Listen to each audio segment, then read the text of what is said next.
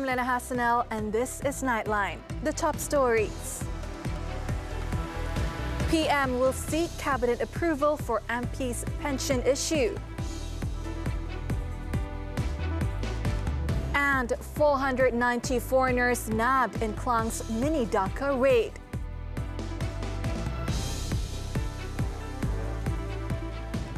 Good morning. Prime Minister Datuk Seri Anwar Ibrahim said that His Majesty Sultan Ibrahim, King of Malaysia, and the Malay rulers are backing the government's efforts to enhance governance and cleanse the country from corrupt practices. Anwar said he has also urged all leaders and civil servants to collectively combat corruption and make Malaysia a role model to elevate its dignity as a great nation. According to Anwar, Sultan Ibrahim conveyed his support for the government's measures to improve governance and combat corruption during his audience with His Majesty at Istana Negara on Thursday morning. Therefore, the Prime Minister called on all civil servants to provide the best service possible and expressed confidence that Malaysia's dignity would be elevated with the right policies in place.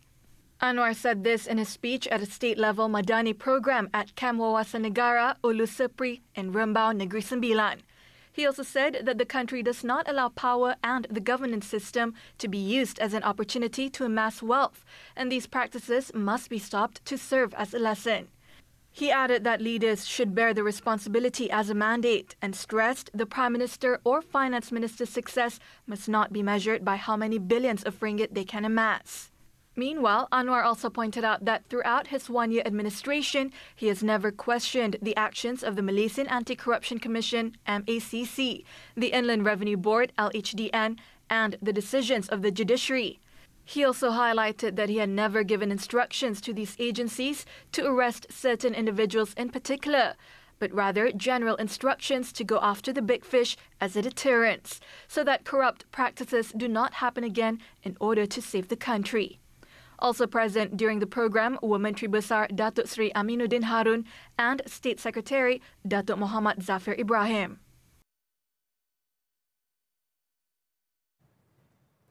At the same event, Anwar said that the proposal to abolish pensions for politicians will first be discussed at the cabinet level and then brought to the Dewan Rakyat for debate before any decision is implemented.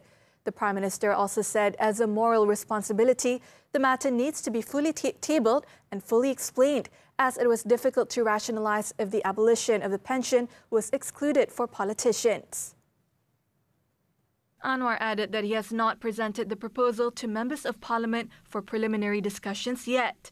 However, the government is open to discussions if they want other special allowances like civil servants.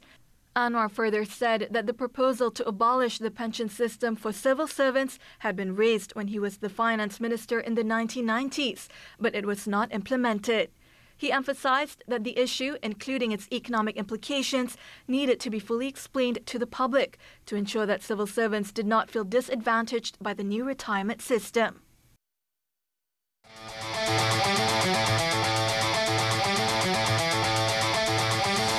How are retailers addressing the shift in consumer behavior, prioritizing essential purchases? And how are retailers leveraging on the expected rise in sales during the Chinese New Year period? Money Matters with Malaysia Retailers Association President Dato' Andrew Lim Tat Kiong this Saturday on TV3 and live HD stream on Tonton. The United Kingdom's King Charles III and Queen Camilla have extended congratulations to Sultan Ibrahim on His Majesty's accession as the 17th King of Malaysia. The congratulatory message was posted by the British High Commission in Kuala Lumpur on the X social media platform on Thursday. King Charles also said he looked forward to working with the young Di-Pertuan Agong to ensure the bond between the two countries and families remains strong. The British head of state also hoped that he and Sultan Ibrahim could continue working together on issues which matter to both countries and the wider world, particularly in tackling climate change and improving environmental sustainability. King Charles added that he remembered fondly his visits to Malaysia, the most recent being in 2017, and looked forward to future opportunities to celebrate the close connection that unites both countries. Meanwhile, the Yang di-Pertuan Agong, Sultan Ibrahim, commenced his duties on Thursday by granting an audience to Prime Minister Anwar Ibrahim. The meeting was held at Istana Negara. In a post on Sultan Ibrahim, Sultan Iskandar's official Facebook account, it was His Majesty's first engagement after taking the oath of office as the 17th Yang di-Pertuan Agong on Wednesday. The post also included photographs of the meeting. Sultan Ibrahim replaced Al-Sultan Abdullah Riayatuddin Al-Mustafa Billah Shah, who completed his 5-year reign as the 16th Yang di-Pertuan Agong on January 30th.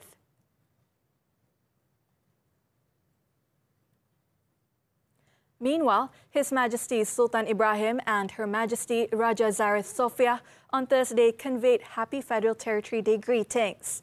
Their Majesties conveyed the greetings through a poster uploaded to the Sultan Ibrahim Sultan Iskandar Facebook page. The Federal Territory Day is celebrated on February 1st every year to commemorate the declaration of Kuala Lumpur, Putrajaya and Labuan as federal territories.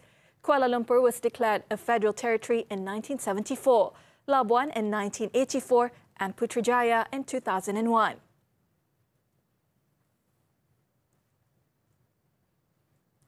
In other news, Prime Minister Datuk Sri Anwar Ibrahim, in extending his wish to all residents of the federal territories of Kuala Lumpur, Putrajaya and Labuan, also called on all the people to sow the seeds of a culture of unity. The Prime Minister also urged the people to throw out messages of hate, replacing them with an attitude of caring and concern for one another. In a post on social media, the Prime Minister said this is also in line with the Madani concept, which demands that everyone be embraced and be in agreement to making the country's development agenda a success. He also conveyed his wish that the federal territories continue to progress, be sustainable and prosper.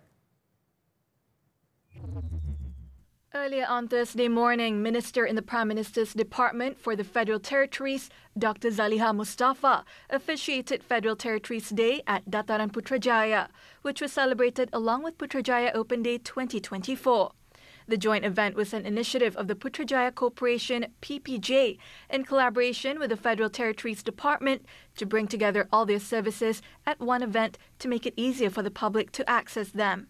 This year's celebration commemorates the 50th anniversary of the Federal Territories and the 28th anniversary of PPJ. To mark the event, 61 programs under 6 courses, namely Recognition, Scientific and Educational, Entrepreneurship, Community, Arts and Culture, and Sports, have been lined up throughout the year with the theme Wilayah Madani Rakyat Harmoni. The programs focus on ongoing welfare and empowerment programs for the B40 and poor in Kuala Lumpur, Putrajaya and Labuan. Kuala Lumpur City Hall DBKL is offering special rates on compounds for traffic and general offences in conjunction with the 2024 Federal Territory Day celebration. The special compound rates will be offered until February 29th and only for Malaysians.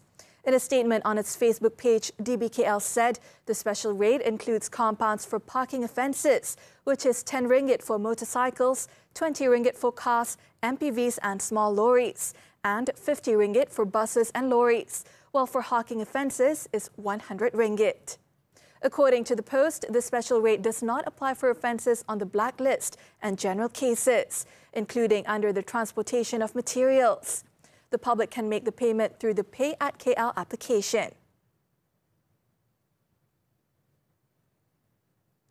In Selangor, a total of 490 undocumented foreigners aged between their 20s and 50s were nabbed in a joint operation led by the police at an apartment complex in Klang, dubbed Mini Dhaka, early Thursday morning.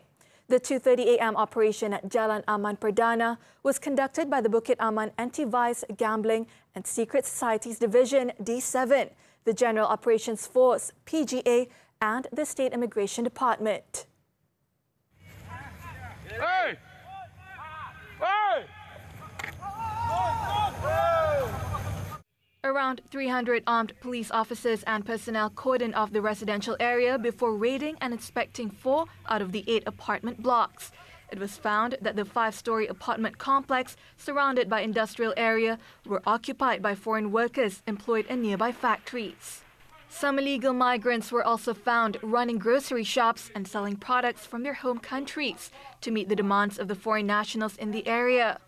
It was understood that the police conducted surveillance and investigation for about a month in the area, following complaints and information from the public regarding the influx of undocumented foreigners. During the raid, most of the undocumented foreigners were asleep and unable to flee during the operation, but there were attempts by some to climb roofs and jump into ditches to evade capture. The illegals, mostly from Bangladesh, Nepal, Afghanistan and Indonesia, were detained mainly for overstaying, not having valid travel documents, as well as other immigration offences. They were later taken to the Semenyih Immigration Detention Depot for further action. Jokowi faces criticism for perceived political interference. News from the foreign front when we return. Okay, today we fight for Malaysia. John the Joss. Harimau. Joss.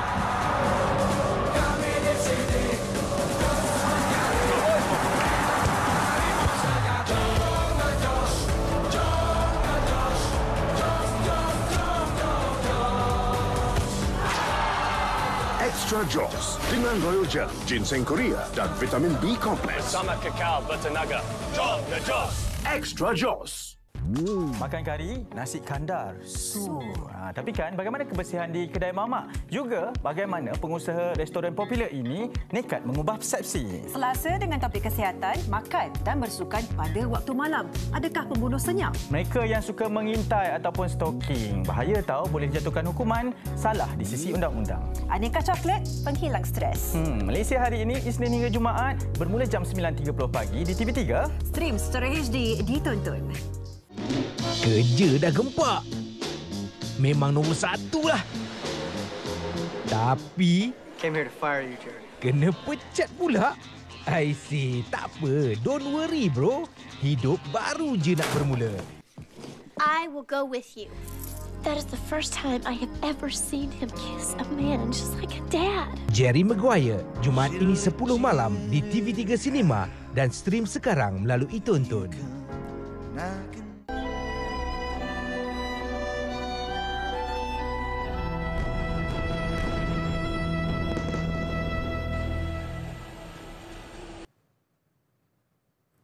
We're back with news from the foreign front.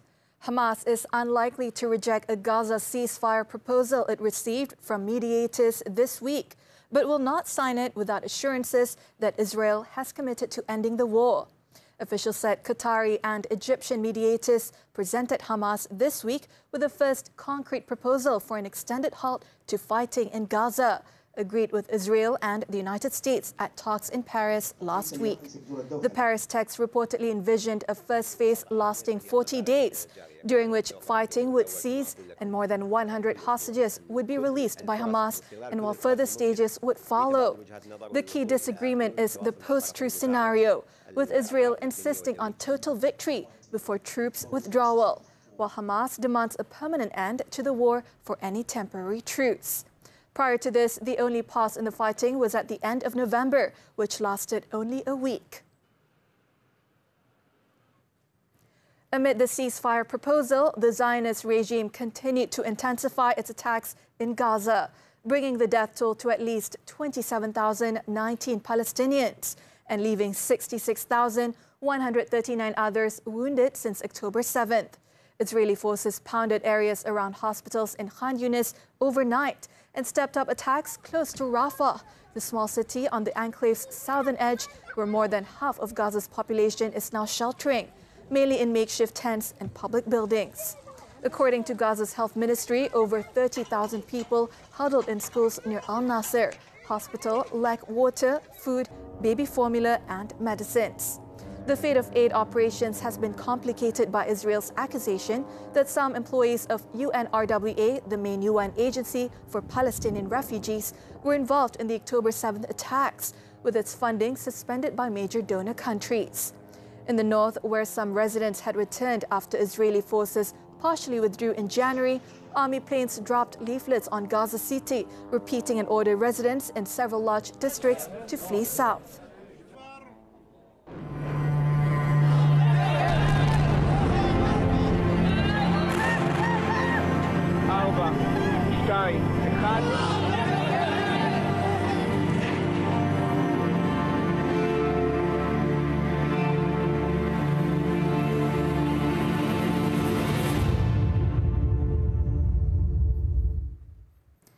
Indonesian President Joko Widodo, known as Jokowi, is facing criticism for perceived political interference in the upcoming presidential election.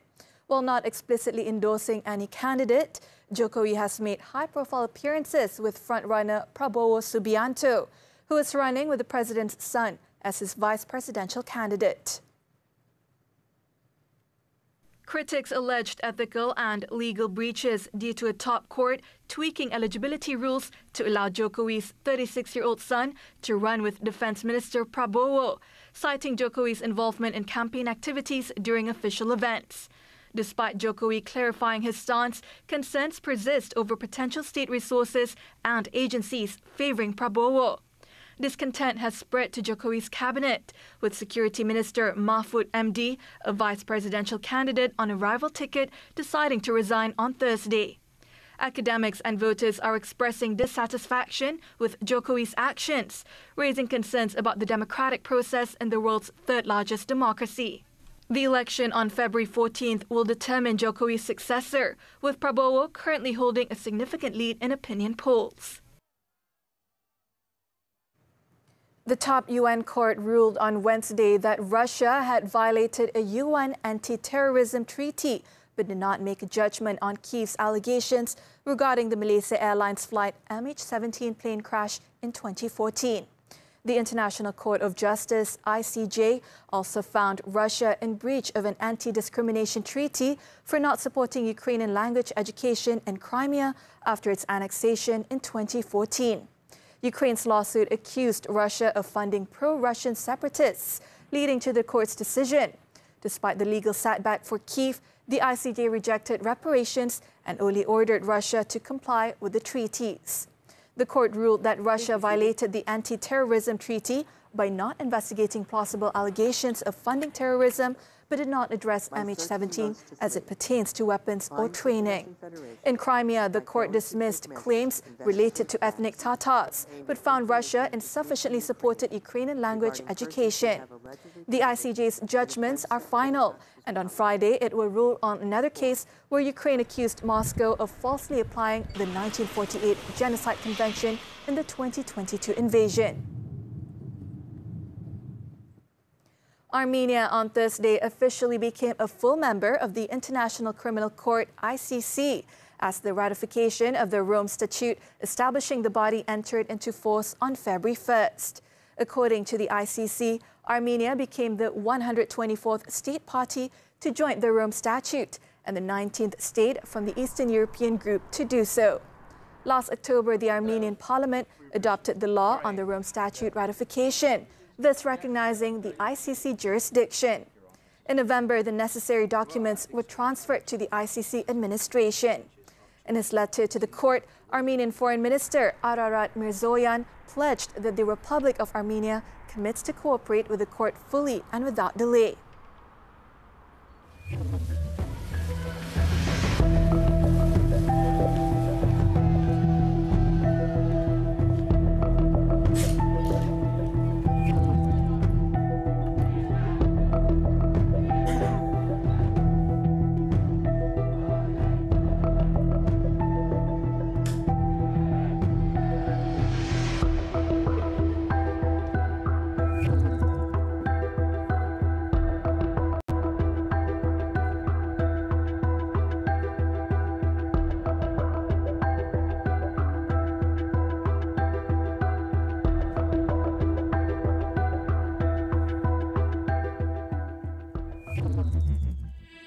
Malaysia finished second in Hockey 5's World Cup. Sports after this breather. Kerja dah gempak. Memang nombor 1 lah. Tapi came here to fire you, Jerry. Kena pecat pula. I see. Tak apa. Don't worry, bro. Hidup baru je nak bermula. I will go with you. That is the first time I have ever seen him kiss a man just like a dad. Jerry Maguire, Jumaat ini 10 malam di TV3 Cinema dan stream sekarang melalui Tonton. Mirana nak kongsikan sedikit panduan keselamatan anak ketika di luar rumah. Pastikan keadaan sekeliling, pantau pergerakan anak dan jangan biarkan mereka berkeliaran jauh daripada anda. Elakkan pemakaian barang kemas yang berlebihan. Yang terakhir, boleh bawa whistle bersama. Jerit sekuat hati atau tiup whistle untuk menarik perhatian orang sekeliling sekiranya diganggu atau merasa terancam. Dapatkan pelbagai informasi bermanfaat bersama Nona setiap Ahad jam 2 petang di TV3. Makan kari, nasi kandar, tapi kan bagaimana kebersihan di kedai mamak? Juga bagaimana pengusaha restoran popular ini nekat mengubah persepsi. Selasa dengan topik kesihatan, makan dan bersukan pada waktu malam. Adakah pembunuh senyap? Mereka yang suka mengintai ataupun stalking, bahaya tahu boleh dijatuhkan hukuman, salah di sisi undang-undang. Aneka coklat, penghilang stres. Malaysia hari ini, Isnin hingga Jumaat, bermula jam 9.30 pagi di TV3. Stream secara HD ditonton. We're back with sports hockey. Malaysia were outclassed 5-2 by the Netherlands in the final of the Men's Hockey Fives World Cup in Muscat, Oman on Thursday. The Netherlands grabbed the lead in the very first minute through Yannick van der Drift, but Malaysia equalised a minute later through skipper Muhammad Akimullah Anwar Isuk. The Dutch pushed forward where they scored through Pepijn Rayanga and van der Drift to take a 3-1 lead in the first half. Malaysia hammered one in from long range in the opening minute of the second half through Muhammad Firdaus Omar, but failed to convert some very good opportunities in the riveting 10 minutes that followed. The Dutch then regained control of the game and showed why they are the masters in hockey fives by plundering 2 more goals through Sander de Win and Jamie van Aert. On to football, the AFC Asian Cup. 3-time champions Iran advanced into the quarterfinals after besting Syria 5-3 in the penalty shootout, following a 1-1 draw in their round of 16 match on Thursday. Iran took the lead in the 34th minute when Mehdi Taremi calmly converted a penalty following Iham Usu's earlier foul on him.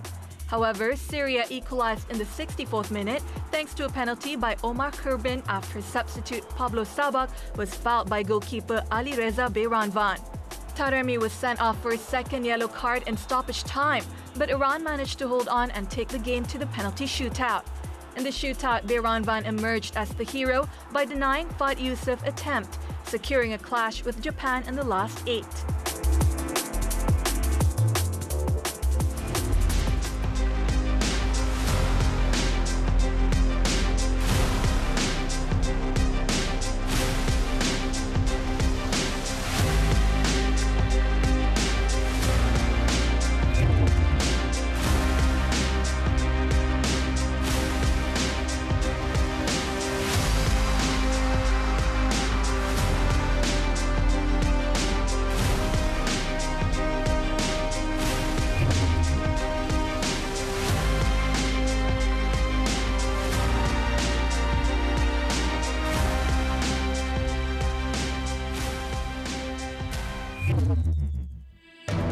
Up next, 2 siblings killed in Kota Tinggi crash. Don't go away. Kenal kat IG, nampak baik. Baru jumpa sekali tapi Syira saya pasti saya akan kongsikan rahsia saya bersama dia. Siasat dulu Sugi, jangan mudah percaya dekat orang. Alah, rahsia saya pun awak tahu kan. Suka makan laksa kan jom Selasa ini. Ada orang suka sangat cari masalah. Macam mana kita nak atasi Rabu ini? Pergi reunion memang seronok. Tapi gara-gara reunion macam-macam boleh jadi. Dah bercerai tapi hubungan masih baik. Kan bagus untuk keharmonian hidup. Semuanya di WHI TV3 dan stream HD ditonton.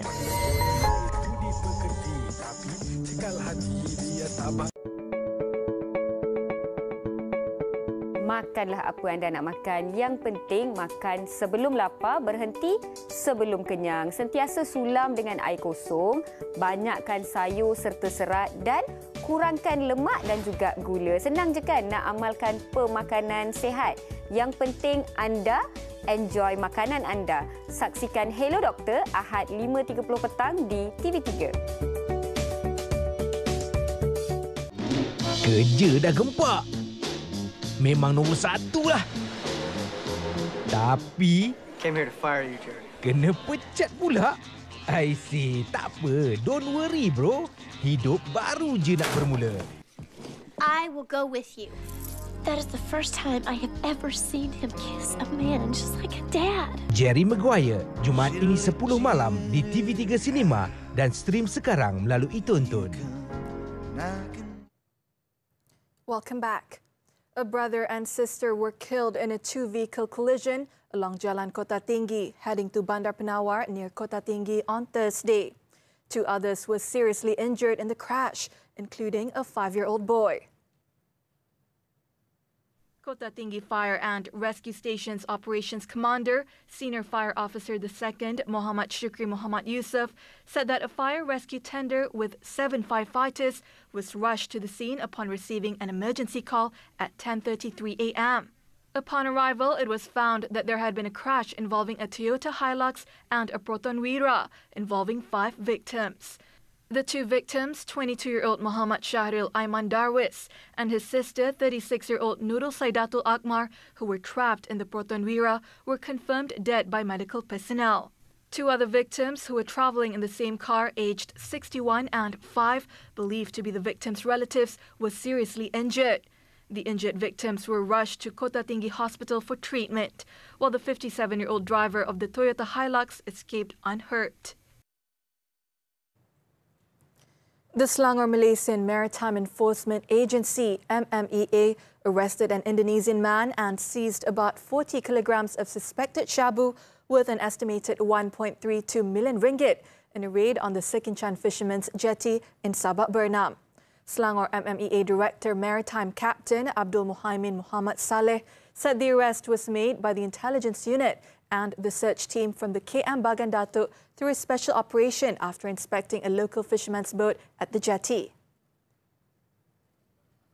Abdul Muhaimin said during the inspection last Tuesday, 3 unidentified men jumped into the water and escaped, while the 44-year-old Indonesian man, who was high on drugs, was arrested and failed to produce any valid identification documents. Upon inspecting the boat, the team found 2 gunny sacks stored in the fish storage compartment of the boat. The 2 sacks contained 38 packages of Chinese tea suspected to be shabu, believed to be smuggled out. The Indonesian man, the boat and the drugs were taken to the Selangor Maritime Headquarters, and the case is being investigated under the Dangerous Drugs Act and the Immigration Act. The Ipoh Magistrates Court on Thursday rejected the police's application to extend the remand of 3 traffic cops who allegedly solicited a bribe from a British YouTube couple to resolve a traffic summons recently. The trio, aged between 37 and 42, who were remanded for 3 days, were then freed on police bail. The application to extend the remand order was dismissed by Magistrate Siti Nora Sharif because the victims had not come forward, in addition to other technical issues. The case is being investigated under the Penal Code, the Malaysian Anti-Corruption Commission Act, as well as the Communications and Multimedia Act. On January 28th, it was reported that police were investigating a video depicting a traffic policeman allegedly accepting 100 ringgit from the 2 foreign tourists who run the YouTube channel Tread the Globe to settle a speeding ticket. The clip has been widely shared on social media and sparked a police probe into the alleged bribery.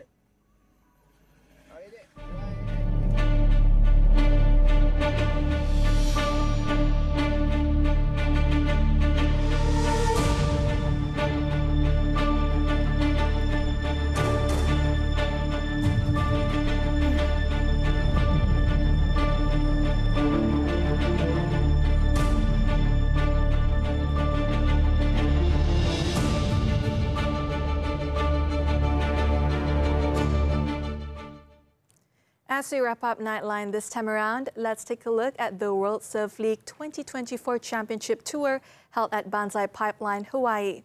Here, world champions, former winners, as well as exciting rookies, battled for the title at one of the most demanding waves around the globe. I'm Liyana Hassanel. Thank you for tuning in and be well, Malaysia.